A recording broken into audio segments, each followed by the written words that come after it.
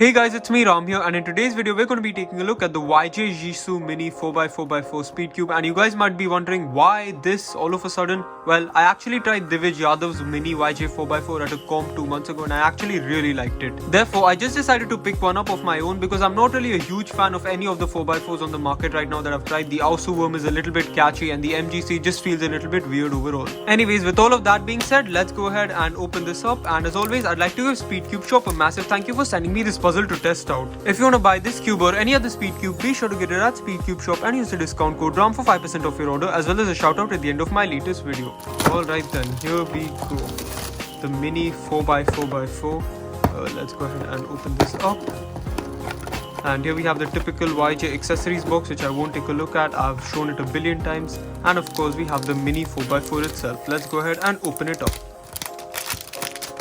Alright, so first of all, I actually really like this size. Let's get into first turns.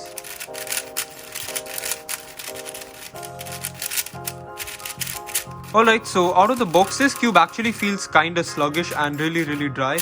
It's definitely not as smooth or fast or soft as the one I had tried at the competition. Like Divij's was actually so good and this one out of the box is honestly not. However, the puzzle feels like this because there's absolutely no factory lube on the inside. It is bone dry and overall the puzzle just doesn't feel all that great out of the box. Honestly, I'm really shocked at how loose this puzzle is out of the box. Like just look at that. Yeah, usually I really like loose cubes. However, this is just overkill and I think it definitely needs to be tightened before it can even be used. Obviously, since the puzzle is so loose, the corner cutting is actually really good. However, I'm a bit scared to test it because I feel like it's just gonna explode. Overall though, despite the poor first impression, I definitely have really high hopes for this puzzle.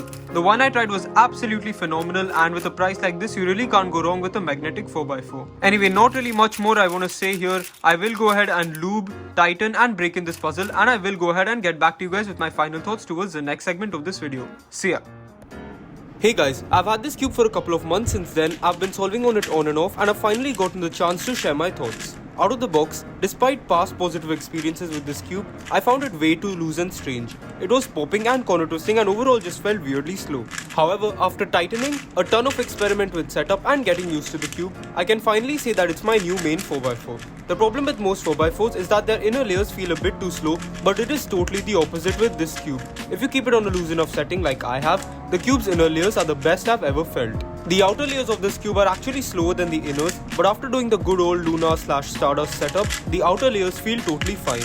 The corner cutting on this puzzle is excellent, one of the best I've seen on a 4x4, and while I do get a few catches on this cube, it's not as bad as I would expect from a $12 4x4. My one issue with this cube is pops. I feel like to maximize it to its full potential, you need to keep it loose, but that comes with some pops if you aren't accurate enough with your turning. When I competed with this cube in November, the pop I got was super annoying, but I've since tightened the cube and at my last comp, I didn't get any pops. But when I solve with this puzzle at home, I've noticed I get a few pops if I'm not turning accurately. However, the speed and performance of this cube more than makes up for it. I'm able to get my normal or even better than average times on this cube because every other 4x4 feels giant now.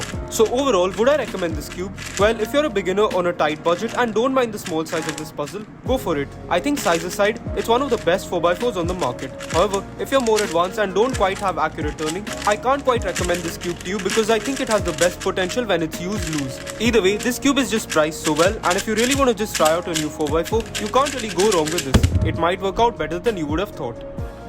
Okay, I kinda just realized that I haven't quite filmed a proper outro for this video. I need to get this video out tomorrow and I'm a bit too lazy to set up for a proper outro, and you guys seem to like that effect I just did, so let's just roll with it and finish the outro like this. So that's pretty much it for this video, talking about why this $12 4x4 is my new main Speedcube. Thanks a lot for watching. I hope you guys enjoyed, and a big thank you to Speedcube Shop as always for sending me this puzzle to test out. Goodbye.